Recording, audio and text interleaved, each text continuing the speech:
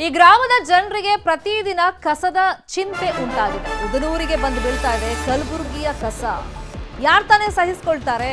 ನಗರ ತ್ಯಾಜ್ಯವನ್ನ ತಂದು ಒಂದು ಗ್ರಾಮದ ಹತ್ರ ವಿಲೇವಾರಿ ಮಾಡ್ತಾರೆ ಅಥವಾ ತಂದು ಹಾಕ್ತಾರೆ ಅಂತಂದ್ರೆ ನಮ್ದಲ್ದ ತಪ್ಪಿಗೆ ನಾವ್ಯಾಕೆ ರೋಗ ರುಜಿನಗಳಿಗೆ ತುತ್ತಾಗಬೇಕು, ಸಮಸ್ಯೆಯನ್ನ ಎದುರಿಸಬೇಕು ಅಂತೇಳಿ ಸಹಜವಾಗಿ ಗ್ರಾಮಸ್ಥರು ವಿರೋಧವನ್ನ ವ್ಯಕ್ತಪಡಿಸೋದನ್ನ ನಾವು ನೋಡಿದ್ದೀವಿ.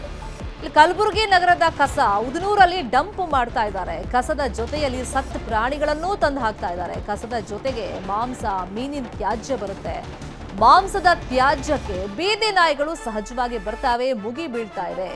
ಇನ್ನು ಭೂಮಿಯಲ್ಲಿ ಕಸ ಕರಗಿ ಅಂತರ್ಜಲ ವಿಷವಾಗ್ತಾ ಇದೆ. ಬೋರ್ವೆಲ್, ಬಾವಿ ನೀರೆಲ್ಲ ವಿಷಮಯ ಆಗ್ಬಿಟ್ಟಿದೆ.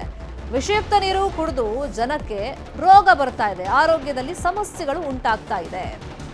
ಇಲ್ಲಿ ಕಸದಿಂದಾಗಿ ನಾನಾ ರೀತಿಯಲ್ಲಿ ಸಮಸ್ಯೆಗಳನ್ನ ಜನ ಎದುರಿಸ್ತಾ ಇದ್ದಾರೆ. ಕಸದ ಬಳಿ ಇರುವಂತಹ ಬೀದಿ ನಾಯಿಗಳಿಂದ ದಾಳಿಯ ಆತಂಕ ಜನರಿಗಿದೆ. ಯಾವ ಸಂದರ್ಭದಲ್ಲಿ ಬೀದಿ ನಾಯಿಗಳು ಹೆಂಗ್ ಅಟ್ಯಾಕ್ ಮಾಡ್ತವೆ ಹೇಳಕ್ ಬರಲ್ಲ.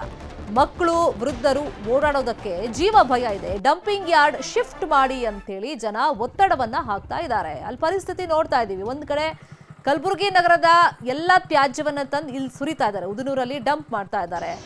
ಇನ್ನು ಈ ಮಾಂಸದ ತ್ಯಾಜ್ಯವನ್ನ ಅಲ್ಲಿ ತಂದು ಹಾಕ್ತಿರೋದ್ರಿಂದ ಬೀದಿ ನಾಯಿಗಳು ಅದರ ಆಸೆಗೆ ಸಹಜವಾಗಿ ಅಲ್ಲೇ ಕಾಯ್ತಾ ಇರ್ತವೆ, ಹೊಂಚಾಗಿ ಕೂತ್ಕೊಂಡಿರ್ತವೆ. ಯಾವ ಟೈಮ್ನಲ್ಲಿ ಬಂದು ಅಟ್ಯಾಕ್ ಮಾಡ್ತಾವೆ ಜನರ ಮೇಲೆ ಅಂತ ಹೇಳಕ್ಕೂ ಸಾಧ್ಯ ಇಲ್ಲ.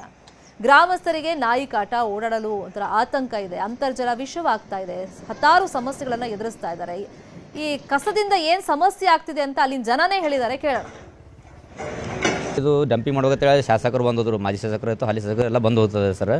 ಆದ್ರೂ ಇದು ಡಂಪಿಂಗ್ ಆಗ್ತಾಯಿಲ್ಲ ಸರ್. ಆಲ್ರೆಡಿ ನಮಗೆ ಅಂತಂದ್ರೆ ಮಹಾನಗರ ಪಾಲಿಕೆದವ್ರು ಮನೆ ಬಂದಿದ್ದರು, ಮೇಯರ್ ಅವರು. ಅವರಂದರು ಇಲ್ಲಿ ಕಣದಾಳ ಇದೆ, ಕಣದಾಳ ಹತ್ರ ಒಂದು 30 ಎಕರೆ ಆಸ್ತಿ ತೊಗೊಂಡಿದ್ದು, ನಾವು ಅಲ್ಲಿ ಡಂಪಿಂಗ್ ಮಾಡ್ತೀವಿ ಅಂತ ಇದ್ದಾರೆ. ಡಂಪಿಂಗ್ ಆಗ್ತಾಯಿಲ್ಲ ಅದು. ಯಾಕಂದರೆ ಮತ್ತು ಇಲ್ಲಿ ಅವ್ರು ಬಂದಂತಂದರು ಇದು ಎಲ್ಲ ಸ್ವಚ್ಛತೆ ಮಾಡ್ಕೊಡ್ತೀವಿ, ನಿಮ್ಮ ಹೊಲಗಳಿಗೆಲ್ಲ ಏನೂ ತೊಂದರೆ ಎಲ್ಲ ಮಾಡ್ಕೊಡ್ತೀವಿ ಅಂತಂದರು. ಮತ್ತು ನಾಯಿಗಳು ಹಿಡಿದಿವ್ರಿ ಸರ್. ನಾಯಿಗಳು ತರದಾಗ ಅವ್ರು ಬಂದಂದರು ಇಲ್ಲ ಟೆಂಡರ್ ಆಗಿದೆ ನಮ್ಮದು, ಒಂದು 20 ದಿನ ಟೈಮ್ ಕೊಡ್ರಿ, 10-15 ದಿನ ಅಂದರು. ನಾವು 20 ದಿನ ತಿಳಿದವ್ರಿ. ನಾಯಿ ತಂದು ಟೆಂಡರ್ ಕೊಡ್ತಾರಲ್ಲ, ಅವ್ರು ಬಂದಿದ್ರು. ನನ್ನ ಮೆಂಬರ್ ಪ್ರೆಸೆಂಟು, ನಾನು ಬಂದು ವಿಡಿಯೋ ಮಾಡ್ತಾಯಿದ್ದೆ. ನಿನ್ನ ಯಾವ ಮಾಡೋಕ್ಕೆ ಪರ್ಮಿಷನ್ ಕೊಟ್ಟದ್ದು ನನಗೆ ಹೆದರ್ತಿದ್ದಾರೆ ಅವ್ರಿ ಸರ್. ಉಲ್ಟಾ ನಾವು ಕೇಳಿದ್ರೆ ನಮಗೆ ಹೆದರ್ತಿದ್ದಾರೆ ಅವ್ರಿ. ಇಲ್ಲಿ ಯಾರಾದರೂ ನಡ್ಕೊಂಡು ಹೋಗ್ಬೇಕಂದ್ರೆ ಭಾಳ ಕಷ್ಟ ಇದೆ. ಹೋಗೋ ಟೈಮಿಗೆ ನಾಯಿ ಬುತ್ತಿ ಕಸ್ಕೊಂಡು ಹೋಗ್ತಾ ಇದೆ. ಅವ್ರ ಜನರಿಗೆ ಭಾಳ ತಕ್ಲೀಫ್ ಆಗ್ತಾ ಇದೆ.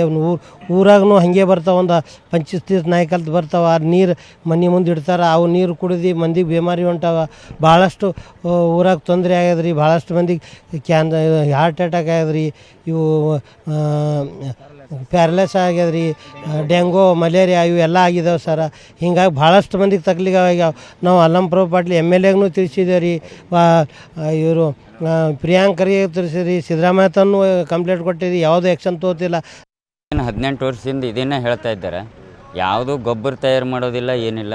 ಇದರಿಂದ ಆಗ್ತಕ್ಕಂಥ ಸಮಸ್ಯೆಗಳು ಭಾಳಷ್ಟು ಆಗಿವೆ ಸರ್. ಇವತ್ತು ಹಾರ್ಟ್ ಅಟ್ಯಾಕ್, ಪ್ಯಾರಲೈಸಿಸು, ಡೆಂಗು, ಮಲೇರಿಯಾ ಇನ್ನಿತರ ಏನು ಈ ಭೂಮಿ ಮೇಲೆ ರೋಗ ಇಲ್ಲ, ಅವೆಲ್ಲ ರೋಗ ರುಜಿನಗಳು ಉದನೂರು ಗ್ರಾಮಕ್ಕೆ ಅಂಟ್ಕೊಂಡು. ಇದ್ರ ಸಮಸ್ಯೆ ಏನು ಮಾಡ್ತಾ ಇದ್ದಾರೆ ಅಂದರೆ, ಈಗ ಮಹಾನಗರ ಪಾಲಿಕೆ ಕಸ ತಂದು ಹಾಕ್ತಾರೆ ಅಂದರೆ ಸಿಟಿ ಸ್ವಚ್ಛಿದ್ದು ಹಳ್ಳಿದವ್ರು ಸಾಯಬೇಕು.